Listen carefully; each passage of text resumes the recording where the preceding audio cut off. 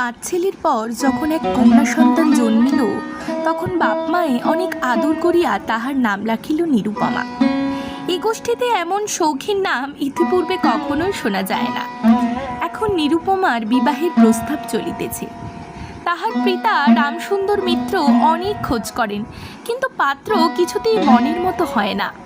অবশেষে মস্ত এক রায়বাহাদুরের ঘরের একমাত্র ছেলেকে সন্ধান করিয়া তিনি বাহির করিয়াছেন। উক্ত রায়বাহাদুরের পৈতৃক বিষয়াশয়ও যদিও অনেক হ্রাস হইয়া আসিয়াছে, কিন্তু বনেদি ঘর বটে। বরপক্ষ হইতে 10,000 টাকা পণ এবং বহুল দান সামগ্রী চাহিয়া বসিল তাহারা। রামসুন্দর কিছুমাত্র বিবেচনা না করিয়া তাহাতেই সম্মতি হইলেন। এমন পাত্র তো কোনো মতেই হাতছাড়া করা যায় না, তাই না? কিন্তু বিয়ের সময় ঘটিল বিপত্তি। বিয়ের সময় পুরোপুরি যৌতুক দিতে না পারায় শ্বশুরবাড়িতে দুর্ব্যবহারের শিকার হতে হলো নিরুপমাকে। তাদের দাবি মেটাতে বাবা তার নিজের বাড়ি বিক্রি করে দিলেও রায়বাহাদুর অর্থাৎ নিরুপমার শ্বশুরমশাই নিরুপমাকে সম্মান করতে অস্বীকার করেন এবং তাকে পরিবারের সদস্য হিসেবে না দেখে দেনা হিসেবে গণ্য করতে থাকেন। অবহেলা ও নিষ্ঠুর আচরণের শিকার হয়ে নিরুপমা অসুস্থ হয়ে পড়ে।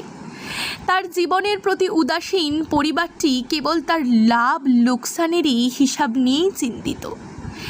সে মারা যায় এবং গল্পের পরিভাষ হয় মর্মান্তিক। নিরুপমার গল্পটি বড্ড হৃদয় বিদারক, তাই না?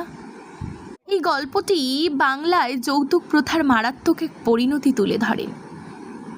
রবীন্দ্রনাথ ঠাকুরের দেনা পাওনা 1891 সালে এই গল্পটি তিনি আমাদের দান করেন। এই গল্পটি আমাদের চোখে আঙুল দিয়ে শিখিয়ে দেয়, গল্পটি যৌতুক চাওয়ার নৃশংসতা এবং নারীর মূল্যকে অর্থের সঙ্গে তুলনা করার সামাজিক অবিচারকে উন্মোচন করে।